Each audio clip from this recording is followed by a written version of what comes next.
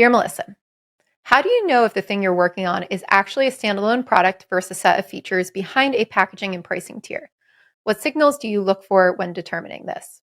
This is always such a hot topic. Everybody gets into these huge debates about, am I working on a feature or is it really a product? And I think from the standpoint of you doing product management, it doesn't matter that much. Like if you're a product manager on a team, it's very rare that you're actually working on a full product. You usually have a feature set that's going to improve that product that you're in charge of, right? And those feature sets could be huge. In really large companies, they're gigantic. There's many of them, and we need a lot of people to actually work on it. In smaller companies and in startups, you may actually be a product manager over the whole product. But how can you tell if it's actually different? Well, when you think about a product, it should be able to be sold standalone and solve the user's problem.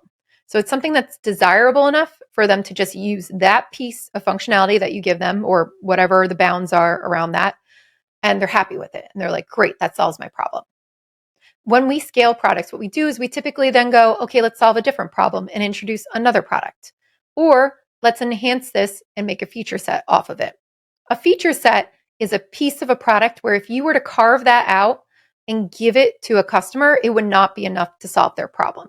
So if you want to know if you're working on a feature set versus a product, what I would do is look at the bounds of the thing that you control and say, is there anything else functionality-wise, flow-wise, work-wise, workflow-wise, I guess with your customers, that is needed for them to realize the full value? And also, what is the full value, right? Like what's the job to be done that's being solved there? If you can't carve that out and pretend to put a price on it and sell it to somebody, like think of it as a startup. If you were able to carve that out and make a new startup out of there and sell it and make money, you've got a product. If you can't, that's a feature set. So that's how I would really think about feature set versus product. But at the same time, you got to manage them the same exact way. You're managing a product end to end, looking at what's the value that we're optimizing here? What's the value for the customer? Who is my customer? How do they use my product? How do they use all the different features to come together and solve their job to be done, or multiple jobs to be done? With the feature set, you're going to be optimizing it the same way, just on a smaller scale. So you still need the same mentality, whether you're managing a product or managing a feature set, but you want to think about how we actually think about selling. And that's what's going to tell you if it's a product or not. So if you can sell it and people want it and they'll just buy that thing and not the other things, that's telling you you have a product. Now, when it comes to pricing and packaging, a lot of companies do some fun like mumbo jumbo where they do take several products and bundle them together and then they sell them for a different price. Like it's under one price. That's okay, right? That's all right.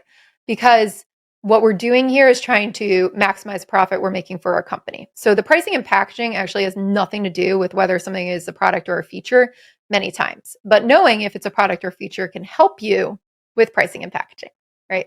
It can help you design the right package, the right price, because you'll know, am I selling a full end-to-end product or am I just selling a piece of it where people aren't going to actually buy this? So when you look at pricing and packaging for your product, you're going to want to think about, why did we price and package it that way?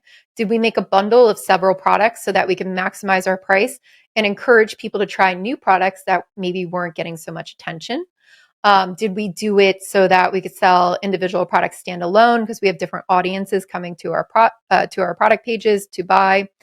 All of these things go into pricing and packaging. So I'd say it's not really a hard and fast rule to just look at packaging and pricing and say, oh, product or feature, this isn't bundled, this is bundled.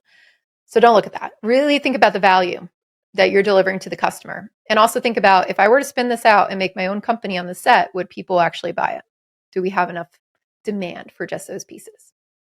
So I hope that helps. So that's it for today on Dear Melissa.